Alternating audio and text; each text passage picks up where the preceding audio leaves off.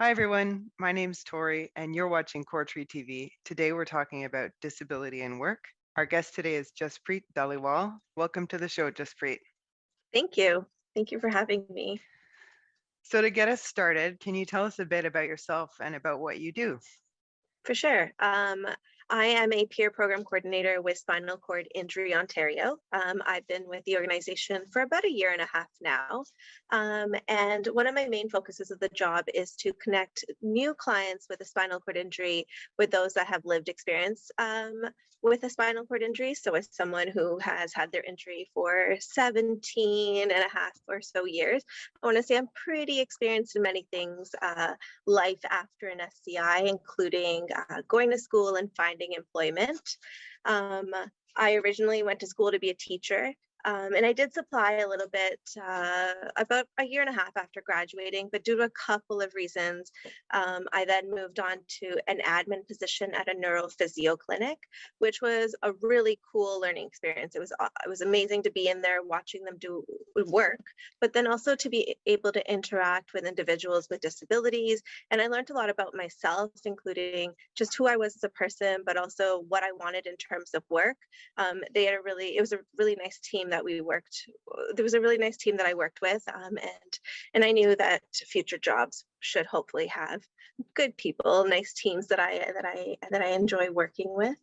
From the PT clinic, I moved on to an administrative assistant position, and then life and work was put on hold for just a short period of time, where I developed a pressure sore and had to have surgery, followed by the pandemic.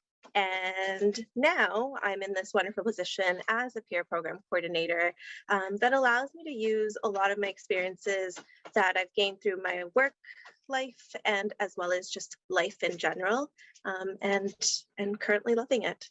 Two themes, two threads to pick up on. The first is the pandemic. So Yeah. what impact has the pandemic had on your work?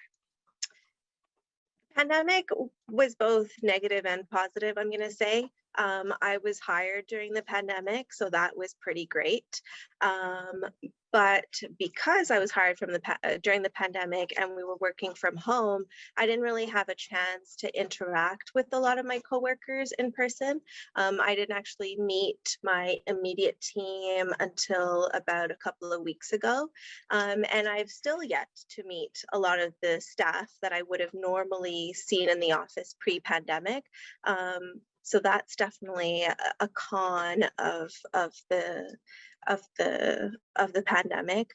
It's been difficult to connect with not with with my clients actually as well, because to do it virtually or over the phone is a lot different than doing it in person. But also with my colleagues. Training was a little bit more difficult. Shadowing was a little bit more difficult. You could do it. It was possible through things like Zoom and Teams, but it was definitely a little bit difficult to get into the job and familiarize myself with things that I should be doing, because I wasn't able to see other people doing it. And I wasn't able to always ask the questions I would have immediately asked if I was working alongside somebody. But again, Zoom, Teams are wonderful, and so that was very helpful. And because of things like Zoom and Teams, another part of my job is to host events, and it's allowed, I want to say, more people to join, or at least people from other parts of Ontario to join. So normally we would be based out of Toronto, but now we're able to get people from other places to join. So that's wonderful. And then the same for me. I'm able to join events and stuff that are being held elsewhere that I might not have been able to do if the pandemic wasn't happening. And then I guess a final pro of COVID is no commute. You basically roll out of bed and you're at work almost. Yeah. So that's been nice. What's it like doing peer support virtually versus in person? So I've only now started to do it in person. And only with the patients that are at the rehab center, and that's been really nice.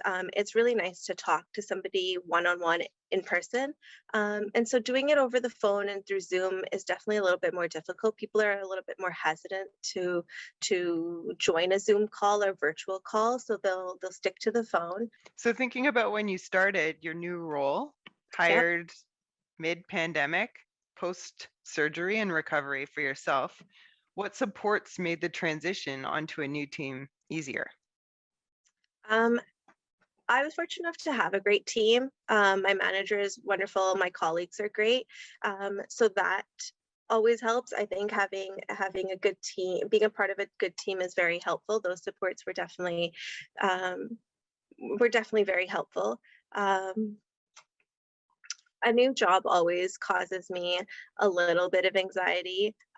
It's hard to be the new person going into this place that's already established with these people that know each other, um, doing work that they know how to do, and now you are just being introduced to all of it. So asking questions is something that I like to do. I've also shadowed. Interviews online, just like this, where a colleague was interviewing or screening, I should say, screening a peer mentor. And I got to sort of be in the background and watch and ask questions when I needed to. So a lot of that stuff has been possible virtually as well. In your experience, recognizing that it's a very personal topic that's tricky to navigate, um, what works for you in your experience in having a conversation about accommodation at work? Sure. I've been fortunate enough to actually be, I was hired as an administrative assistant where they had an HR accessibility team that actually did a walkthrough of the building with me. So I was able to go through and let them know sort of what needed to be, where I might need accommodations and where I might need accommodations. And so if somebody out there has that option, please make sure that you let them know of everything that you need. So that was a cool experience because I had never had that before. Prior to that and after that, or sorry, before and after that, I usually try to let my manager know that I might need some accommodations. And that's usually just setting it up through a meeting, whether it's letting them know in person that I like to set up a meeting, or most preferably over email. I like to write things out. I like it just allows me to put my thoughts on paper um, and edit them if I need to, and then send them through, and then sort of forget about it. So that's usually what I do. I will email my manager, let them know, I would like to speak to them about, maybe an accommodation I was having or something that I needed assistance with, and then just following it through that way. So the two times that I did ask for accommodations um, were one of my jobs. It's a seasonal job that I go to every year, and the printer one year was placed a little bit too high. They got us new desks, which were very lovely, but the printer now was higher than I was used to, and it became very difficult to scan the documents that I needed to scan after each client. It's been great this year, but noticed that the printer's a little bit higher, and I was wondering if we could lower it. But I usually go a little bit beyond that because I'm like, oh, if I say that leaves them with a yes or no answer. So I actually said, there's a cabinet, or not a cabinet, it's a countertop, which is it's more accessible. And I was like, if we place it there, everyone else can sort of get to it easily, but also it's accessible. So I provided an option because, at least to me, I feel like they're less likely to say no. And for the most part, if you're asking for a reasonable accommodation, I don't think they should be saying no. But I have a little bit of anxiety, so I will. It helps me to find a solution before sending that email. So I Mhm. did that in that situation, but I think if you're asking for a reasonable accommodation, it should be allowed. And so just speak to your manager, and if you have, and try to build a good rapport with your manager, and ask, speak to them about it. They should be able to help you out with that. Thinking about your experience with Spinal Cord Injury Ontario's employment services team, what of all the supports provided made the most difference for you? It's a really good question. I appreciated all of it. Um, I was really nervous when I first reached out to the intake coordinator. I didn't really know what any of it would entail, but it was a really friendly person that I spoke with. So that was very helpful. And everyone on the team is very helpful. So my job developer and my employment counselor were wonderful people, and they would sometimes talk to me individually. Sometimes they would do a joint call if we were meeting in person. Sometimes we would meet in person. And it was just helpful to know that these people cared and wanted to help me find work. And everything that they did was very helpful. So with the resume writing, the interview skills, that was all great.